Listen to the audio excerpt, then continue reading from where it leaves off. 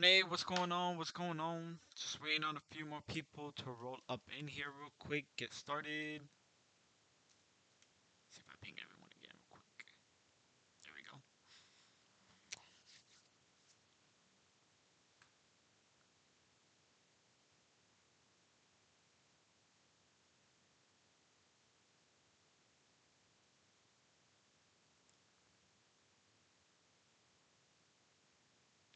All right, I'm gonna get started. Today's gonna be a little bit brief. Not too much that's on my mind to really get over.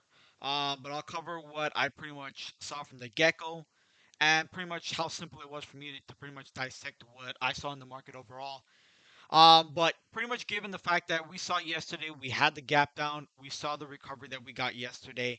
Today kind of felt a little bit like the same scenario. We got another little gap down here today, and today felt like more of a stronger trend day than it did yesterday. So that was a phenomenal move that we saw out of SPY here the past few days. You want to say, just having the gap downs and both days basically felt like a buy the dip type of opportunity right out the gate. So these past 2 days. So it's going to be interesting to see how we end up going into tomorrow to see particularly how the market's going to end up either holding this little trend that we're in with the gap down and the push right back up into potentially gap fill, or do we end up actually opening down and we get some kind of move vice versa, basically, right? Instead of gapping down and trending up, maybe we end up gapping up and trending down. That's something that kind of crossed my mind towards the end of the close there, because it did feel like so many names had such good setups, such good continuation into tomorrow that it felt too good to be true going into tomorrow. So I would not be surprised if some way, somehow, the market tried to pull the rug on us, and they do it in pretty much the most awkward way in which we open up pretty much high. Everyone thinks we're like going to end up going higher, and then before you know it, we get a rug pull. So that would not shock me entirely. That end up happening tomorrow. But what I'm pretty much seeing here, kind of giving you the time frame of a 15-minute chart here on ES Futes right now, because this actually just has more of a defined little pattern going on here. You can see this little descending broadening wedge type of action, which has relatively been one of my favorite patterns here. I want to say, those of you that pretty much follow me very closely, you know that descending broadening wedge has been one of my favorite patterns. And what the best part of a descending broadening wedge is when you're able to pretty much catch that end of this pattern down to the trend line support. So as you see, as I pretty much try to zoom in as much as possible, you see how consistent this trend line support has been on this entire decline we've had this past 3-4 days, and we literally ripped right off the bottom edge of this little descending broadening wedge at roughly around that 32 37.22 level is where we literally just ripped and we did not look back. Now, the key part about this entire rip was that I did come on here yesterday and I mentioned about the key level that I was basically watching to hold particularly. 37.44 was that level that I was basically looking for. You see, you dipped under it into the morning hours. You were able to basically reclaim that 37.44 on ES Futes here. But what did you retest particularly? You retested that 37.44 literally right on the dime before you got that second rip of the day, and we had a beautiful push into the close. So that 37.44 level, once I saw that we were able to reclaim it, I was waiting for pretty much the retest, the pullback. Once we got the pullback, that was literally the go-to sign for me. Of course, having a stop loss because we could have ended up coming right back under 37.44, but that was the line in the sand to me where as long as we end up holding that, I expected us to pretty much rip off of that. And that's why just knowing the levels and having those key levels in mind is why it's so important to just have that noted. And I had that marked up on my chart right here. Just seeing that retest, I literally just immediately knew to pretty much go into calls and that we should have saw some upside action. So that was pretty much what I saw.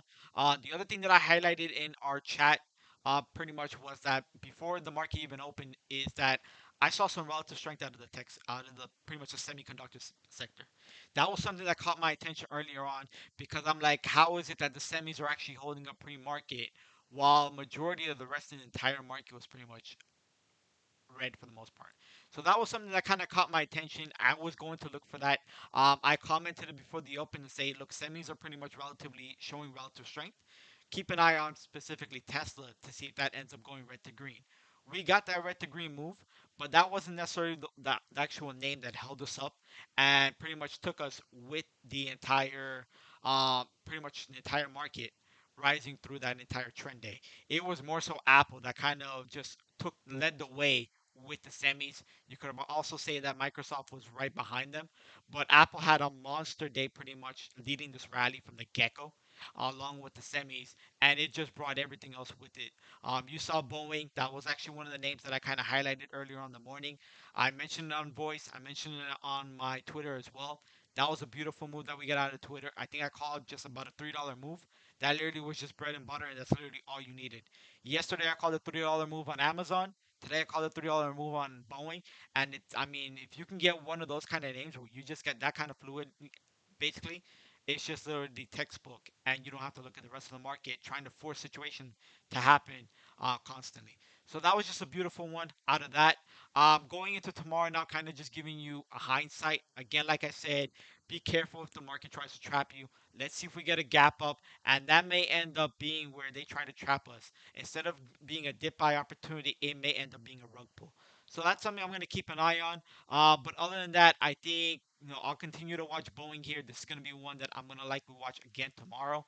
Let's see how this ends up continuing to push. We likely see this at 149 roughly to basically hit that high from yesterday. So I'm going to look to see if we can get up to that 149 level, but I do have some resistance sitting at 151 half is basically what I'm looking at on Boeing. So I'm going to keep an eye on that. Otherwise, if we can clear up above 151 half, I have this pretty much trending up towards gap fill, but with some minor resistance yet again right around this 157 level. So that's going to be one that's going to continue to be on my watch list. We'll see how that continues to go. Other than that, the other name that kind of caught my attention into the close of the market here was this rip that Qualcomm had. That was an insane rip, up about almost 5%. But I want to highlight that because you see a larger degree falling wedge action.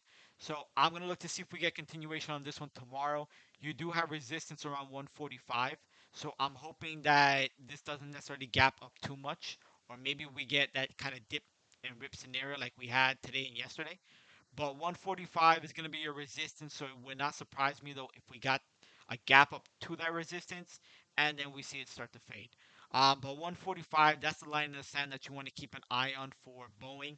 I also mentioned Nvidia. This is one that I think I dropped the hint pretty much on my Twitter. For the most part, I was basically watching this to pretty much break over this 153 half, and that was essentially basically where we ended up closing out the day. You had a nice pop, but it kind of gave back a little bit of gain. So I'm going to keep an eye on this one. But the bigger thing is that you can see a well-defined downtrend resistance, and that's what I'm actually looking for is a move basically that puts us into that gap fill over 155.27 on Nvidia. So kind of looking to see if the semis actually show relative strength yet again tomorrow, if they can lead the way yet again. So that's going to be something that's going to be very important if the semis can have a back-to-back solid day. That's definitely going to be something on the top of my watch list. Of course, you can always point to Tesla. Tesla's still pretty much sitting in this little wedge action as it leads right into its earnings coming up on the 21st. I'm going to see if there's any more momentum out of Tesla here. Watching that move over 719, you get a move over 719 on Tesla. We could potentially look at this pushing 736. So I'm going to look for that one as well tomorrow. But other than that, I think we'll play everything else a little by hindsight, more or less. Because of the fact that I think just a gut feeling is that they're going to gap us up and then give us that rug pull. It's kind of just a little bit sick to my stomach just because I don't. It feels too good to be true right now that a lot of these names, all of them, relatively, have such good, pretty much momentum that it's showing, and it's showing such good continuation that's on the horizon. I feel like the market's just doing something to pretty much take our money, and they're gonna give us a rug pull in some ugly fashion tomorrow. And I think it's a gap up and pretty much a rug pull. So be very cautious about that tomorrow. That's just something I would say. But other than that, I would look to the semis to see if your relative strength is there earlier on in the morning. That's something you definitely want to see. If the semis are not showing your relative strength tomorrow morning, like they did today, then that may be pretty much a sign. One thing that pretty much kind of crossed my attention today, and that was actually from someone in I think it was Darian or someone that kind of mentioned that to us. But we ended up seeing Vold for most of the morning pretty much just decline. And those of you that are familiar with Vold, it pretty much gives you that indication of whether the market's pretty much buying or they're pretty much selling kind of volume based. But that was something as the market started to give us that reversal, Vold was still declining. That was something that was very interesting. But what I kind of took away from that was the sense that we ended up having just the tech sector itself literally carry the broader market in this entire recovery that we had today. So that was something that definitely kind of scratched my head as I realized that.